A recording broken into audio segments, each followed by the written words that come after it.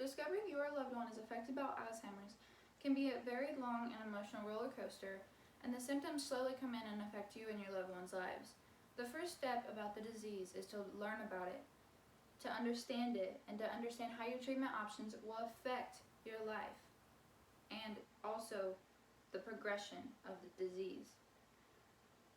Alzheimer's is caused by an abnormal buildup of proteins around your brain cells, causing you to slowly lose ability to express feelings, to problem solve, to do simple judgment and memories and how to move.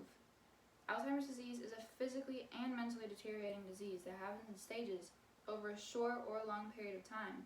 Stages 1 and 2 show mild impairment or no impairment at all. Some people don't see any changes. Stage 3 and 4 show mild to moderate decline, while 5 and 6 show moderately to severe decline, as well as stage 7 shows extremely severe decline with 6 substages. Stages 1 and 2 are very mild and show little to no changes. During stage 1 of Alzheimer's, symptoms are extremely mild and may not even be noticed. The only way to tell if it is Alzheimer's or not is through a PET scan, which reads your brain and shows the activity inside. During stage 2, they may forget where they forgot something at, where they placed something. They may forget a simple word in a sentence. Most of the time, doctors cannot tell a difference at this point, and only loved ones can, who are around them for quite some time. These stages last from 2 to 4 years each, and some of the symptoms may just be aging and not Alzheimer's at all. Stages 3 is where decline begins to be a lot more present. Mild decline in thinking and reasoning begins, and they may forget what they had said or even repeat themselves multiple times, as well as they will have a lot of trouble staying organized, making plans, and remembering names when they meet someone new. At this stage, someone will need help with their memory. Someone will need to help them be their memory for them, remind them, hey, this is this person's name, hey, this is today's date, as well as having someone to help them get their financials in order. Moderate decline begins during stage 4, which is where thinking and reasoning become more of an issue and start to decline. At this stage, the patient will forget about themselves, such as their birthday, where they were born, or where they went to high school, forgetting the date or putting the correct amount on a check, or forgetting what season it is and time of year.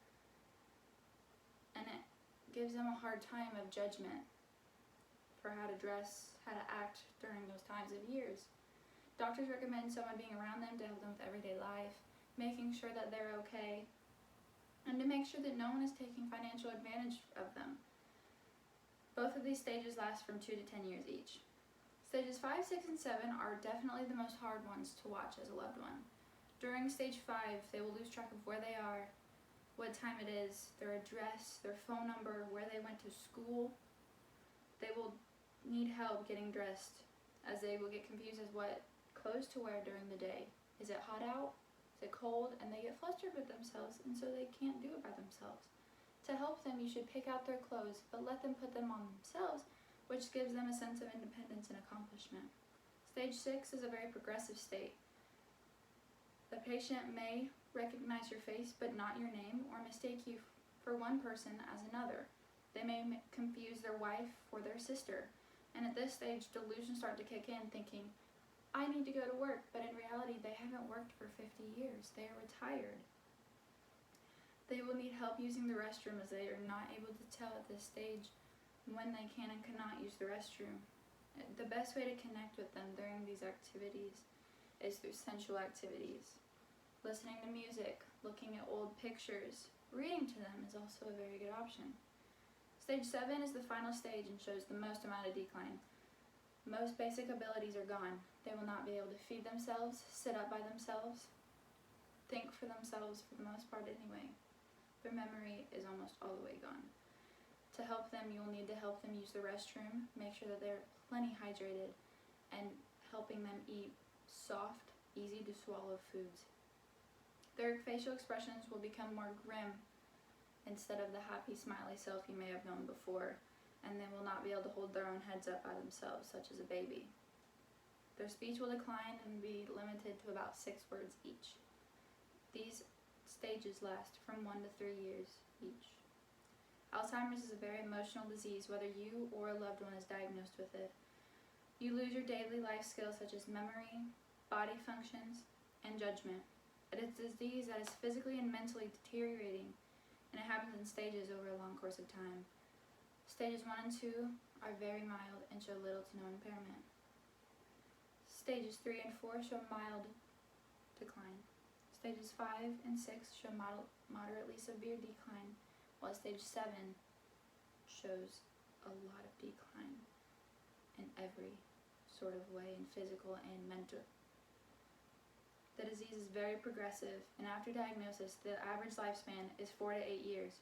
Coping with the disease is easier if you understand what is going to come from each and every stage and what you are signing up for when you're helping with a loved one. Here's a graph. The purple represents people from 75 to 84 years old, and there's 44%. Each of these show the amount of people with Alzheimer's in the age categories in the United States. Like I said, purple is ages 75 to 84, and it's 44%. The second largest one is 85 years and older, which is only 38%. The next largest is the green, which is 65 to 74-year-olds, which is only 44% as well.